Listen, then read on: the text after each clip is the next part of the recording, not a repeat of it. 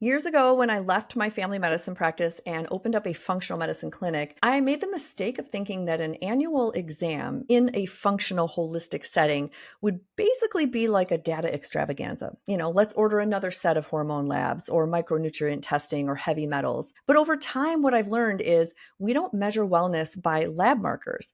We measure it by how we create. In my own practice, I center my annual visits around creativity because I see that as the language of vitality. It's a way to check in with how fully we are communicating with our deepest, truest selves. But that's just my lens. You might pick a different value. Maybe it's curiosity or connection or courage, whatever value best captures your patient philosophy. So in this episode, we're going to help you build your ultimate annual visit, one that is grounded in practical common sense, but also elevated by meaning, something that helps your patients reflect on what truly matters and invites them to live in their values more fully. My hope is that you'll walk away from this episode inspired to redesign your ultimate annual visit experience, something that is thorough but also truly transformative for your patients. So let's start coloring outside the lines. Welcome to The Catalyst Way, the podcast for women clinicians ready to clear the chaos and create space to flourish. I'm Dr. Laura Salyer, a former burned out family practice doctor turned mentor, author, and professional calendar whisperer. I help women in medicine reclaim time, trust their intuition, and build practices that actually fit their lives. Each week, you'll get practical tools, creative strategies, and tiny shifts that help you color outside the lines and paint a work-life masterpiece of authentic, aligned joy. Okay, if you're listening to this while you're walking your dog, folding your laundry, running your kids around, I'm just going to let you know the framework of this episode. We're going to talk about 7 different sections. The first 6 are how I divide the annual visit, different systems that I like to look at and pay attention to. Inside each of these, you're going to also hear some of the tidbits that were spoken at our studio time session. These are weekly masterminds inside my Catalyst studio for women in functional and integrative medicine, building and redesigning their careers. And I like sharing what was said because you can resonate. My way is not the only way, and that I feel very strongly about. I feel that burnout happens because our practitioners are not given agency or autonomy. And so when people come into a mentorship experience with me, they're going to notice a lot of support with foundational curriculum and blueprints and action steps they can take, but also they step into their agency. They get that confidence to make the decision that they want to move their practice forward. So I like to give lots of options. And I'm not somebody who's going to tell you exactly what is right for you because only you know what's right. So inside each of these 6 segments, feel free to jot down some ideas that maybe you might want to include or others that just may not fit. And finally, we'll go over some optional labs that you may consider during an annual visit. So let's dig in. Also, this is speaking about adult visits, those that are 18 and above. Pediatric visits are definitely something that is a whole different ballgame, and we do have pediatric practitioners inside our Catalyst studio, which I might consider doing a separate podcast about that, which would be very interesting. But today, this is about adult visits. So get your pen and paper ready, and let's dive in. Okay, the first section I like to start with is probably not a shock to anybody. It is the brain. I really prioritize the brain as a significant part of our well-being. It can affect our mood, and it also has that bidirectional kind of feedback system with the rest of our body. So I can learn a lot about patients when they answer questions about their sleep. How is their stress resilience? What are they currently focusing on? How does their memory feel? And what tools do they use to give themselves that emotional balance or regulation? Sometimes we just aren't aware of all the many tools out there. So the annual visit is a great opportunity for me to brush up on their education or share new tools that I've learned in my trainings, right? Whether it's a vagal toning tool like humming, gargling, deep breathing, or maybe tapping, EFT. Or maybe I've learned other ways that they might want to incorporate into their life to help them regulate and be self-sustaining in their emotional volatility that can happen. I mean, life is crazy. And in this section about brain, we also address that life is really chaotic right now. So their responses can be a normal response to what is happening around them. Hearing that validation from somebody else can also be very healing in that annual visit. I also like to screen, for anxiety, depression, make sure that if they are on medication, is that dose appropriate? Is it aligned with their goals? Is there something else that we may want to focus on, right? Um, Sometimes patients come with goals that are new. They may want to wean off of medication. And, this is a great time to discuss some of this in a functional annual visit. Now, other ideas from our Catalyst studio included things like addressing ACEs, the adverse childhood events. Now, if that wasn't done on your intake exam, everybody's a little different. I ask those questions on their intake, but also, just because I ask the question doesn't mean they're going to answer it. Sometimes patients don't feel safe until they've known you for quite some time. So it deserves to be revisited. Maybe consider asking about the ACEs again, seeing that after they get to know you and they trust you and you provide that safe space for them, maybe now they'll answer with a little more honesty and you can help support connecting them to other services or letting them see how ACEs can negatively affect their physiology, their well-being, their chronic diseases, and all those things downstream. We also talked a lot in our mastermind about connecting how illnesses can stem from emotional trauma. So a lot of our catalysts inside mentorship really like to unpack this with their patients, and it needs to be done more than once, not just on your initial visit or your follow-up visits, but also readdress this annually. This is not meant to judge, but more to support their ongoing healing journey and giving them that opportunity to transform and look at their history in a different light as an opportunity to grow and evolve their awareness of well-being. Okay, the second aspect I like to check is hormones. And I, right now, only work with women patients that are typically perimenopausal. So that's an easy and pretty robust section to talk about, right?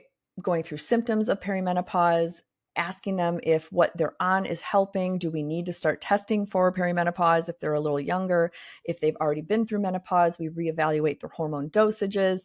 And if they're not even close, we talk about menstrual patterns. We talk about exercise and fitness in the aspect of your cycle. And I mentioned my favorite researchers like Dr. Stacy Sims or Dr. Gabrielle Lyons, because they are the forefront of helping us get educated and educating our patients on the aspect of changing your exercise according to what phase of your cycle you're in. So these are great times to revisit things in the past that we've already addressed, but also making sure that they're feeling supported in their hormones. Now, even if they're not perimenopausal, anybody can benefit from doing a reflection on sleep, right? Are you waking up in the middle of the night? That can actually be showing us that you have a cortisol imbalance. Are you having a dip of fatigue in the middle of the afternoon around 2 to 3 p.m.? That's also indicative of cortisol. And that helps me invite the conversation that cortisol can also be changed with the timing of your food, the kind of food that you're eating, and that interrelational aspect of hormones and sugar, right? And so I revisit their hormone dosages, the DHEAs that they might be on, the different estradiols or progesterone, whether it's topical or oral or cream. We talk a little bit about, would they like to continue those dosages, and do we need to reassess them in a lab format, especially if they feel like they're not sure if their symptoms are real or not, or if it's just a bad week and they might be questioning. Then we just decide to order another set of labs. Hormones are key. I feel like they can affect our well-being in such great ways, but also really sneaky. So this section is a great time for me to educate patients on all the ways they self-sabotage with cortisol, right? We want to blame our sex hormones, estradiol and progesterone, as the foes, the reason why we're moody, the reason why we're not feeling good, and the reason why we're gaining weight and we're tired. But actually, we need to remember thyroid. We need to remember cortisol and sugar. When we self-sabotage with doom scrolling at night or not getting up in the morning like we should, maybe we've slacked off on our exercise, or we're visiting the candy dish at work too much. I mean, those kinds of sugar spikes can adversely affect cortisol. And so revisiting this in an annual visit is a nice way to be non-judgmental. It isn't a follow-up visit, it's an annual check-in, and it just gives them more time to marinate on those topics we've already discussed at some of their other visits. And hormones are a great way to help patients feel validated and supported, and then give them some tools to show them how they can influence their own well-being. Okay, the third section I like to talk about is metabolic cardiovascular, right? So I only do virtual visits. So I require that my patients have a primary care physician, and I ask them to upload their recent weight, their blood pressure, recent glucose, hemoglobin A1C, those kind of measurements to make sure that we're assessing for this. We also talk a lot about muscle mass. Again, a shout out to Gabby Lyons and Stacy Sims, especially for their work with women. Muscles are metabolic machines. And I think a lot of women that are currently perimenopausal, so a lot of us Gen Xers, went through the age of the 90s and the Weight Watchers and the Jenny Craigs, and we weren't really taught about the necessary, meaningful aspect of building muscle. And this can do work for us. Muscle, a good, healthy mass of muscle can help your sugars. It can help lower your cortisol. It can help you burn fat while you're sleeping. And it can also help you with your mood and neurochemicals around well-being and satiety and feeling strong and healthy. And I think this pep talk at an annual visit sometimes goes really well because patients are really ready to receive that. They've already had the main treatments that we've done. We've had a few follow-ups, and now they're just sort of cruising on an annual visit. And what a wonderful time to revisit these important topics like building muscle, avoiding sarcopenia, talking about how, the lipids and A1Cs can come together and create a storm if we're not really looking at them. So I like to look for early insulin resistance. And again, bringing in that cortisol component, that glucose and cortisol are like buddies. And when one is up, the other follows. So how are we sabotaging those methods? Inside our studio time, some of our catalysts had other great suggestions for this unit. Some of them offer a metabolic cleanup at their annual visit. And what that means is another opportunity to either do an elimination diet or a whole 30 food diet where they encourage their patients, hey, let's do this metabolic sweep, this cleanup. And it's almost like a mini gut, reboot. And that's a great time for people to feel inspired to do this again. Another catalyst offers an in-body composition scan for free at their annual visit. And that's also a nice perk because their patients can leave with data and they feel more inspired to follow through on some of those recommendations.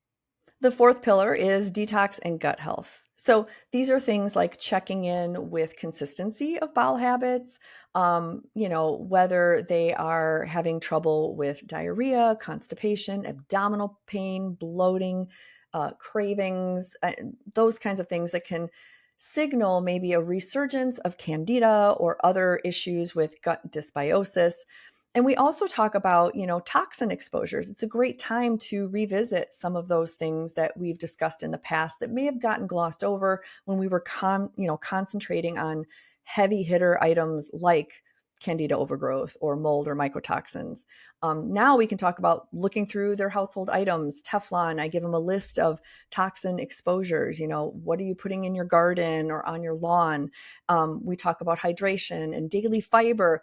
But what I also love is a lot of our catalysts use the annual visit as an opportunity to go beyond the macros. Yes, we know carbs, fat, protein, etc., but let's talk micronutrients. So some of our catalysts will include some kind of micronutrient testing at their annual visit. There's many companies that can do that.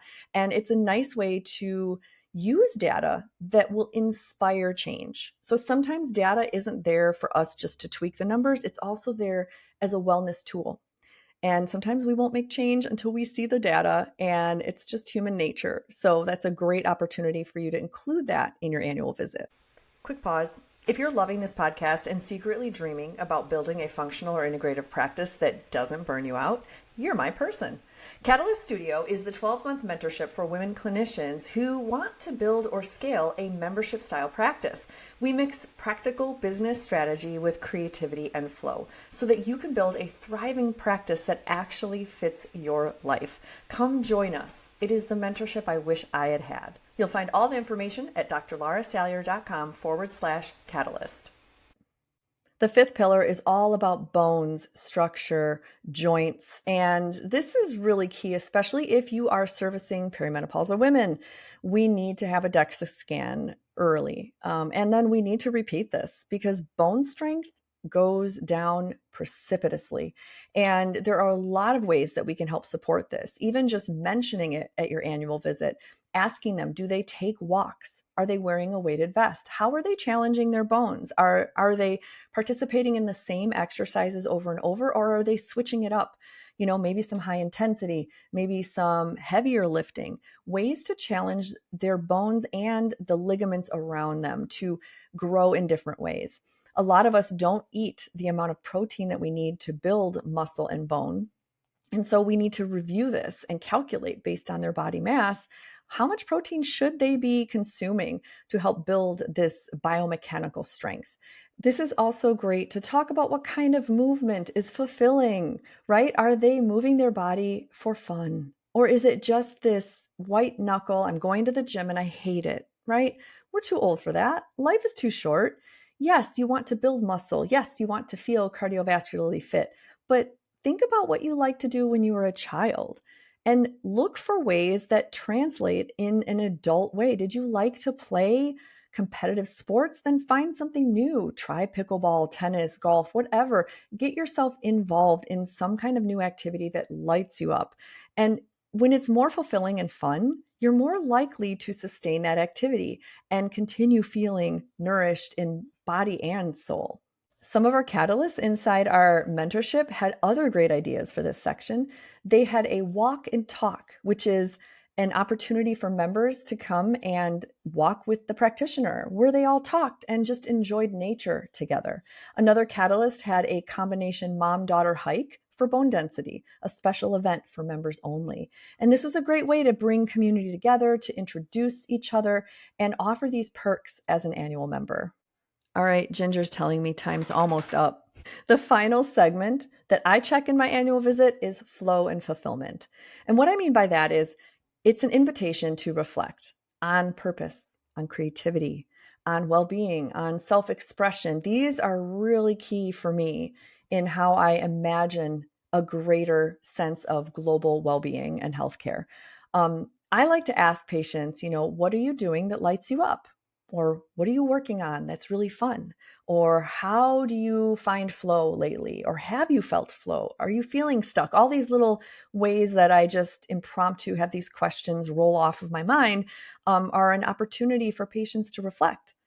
And a lot of times the answers are typical, right? Oh, I haven't had time.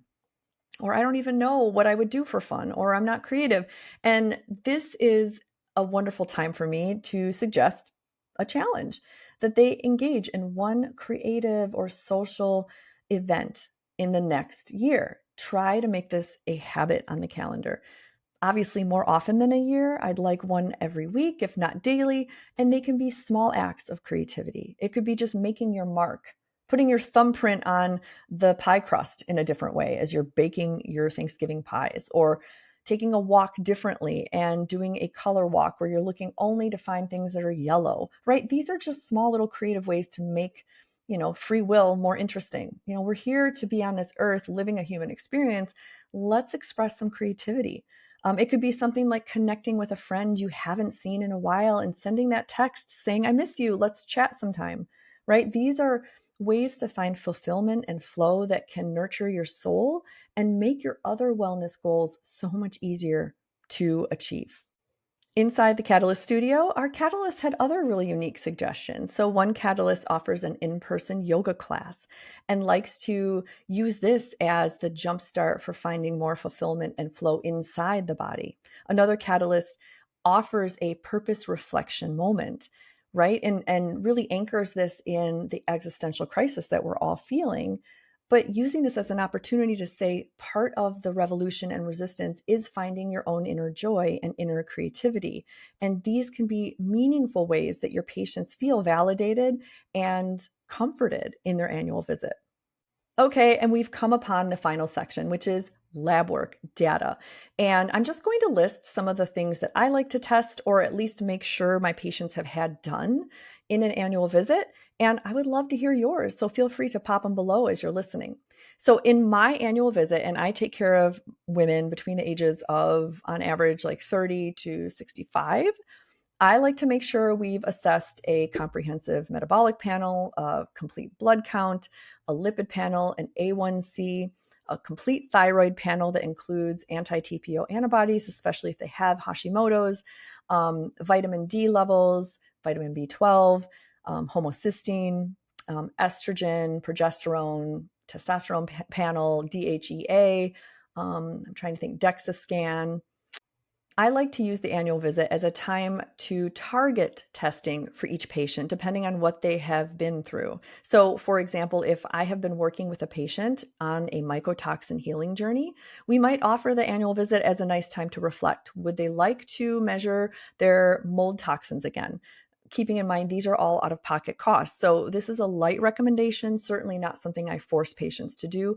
And it's a lot out of curiosity, and it gives them a bit of confidence to see that all their hard work is paying off.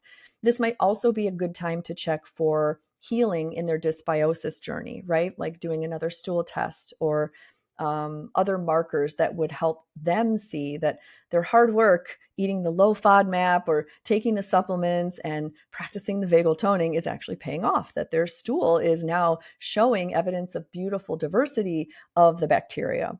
And also in a perimenopausal journey, this is a great time to assess. Do they need to have their hormones checked? Now, I like to let them lead with symptoms. If they aren't experiencing hot flashes on their HRT and they're feeling strong, they're sleeping well, there's really no sense in needing to check the hormones until things might feel off track, right?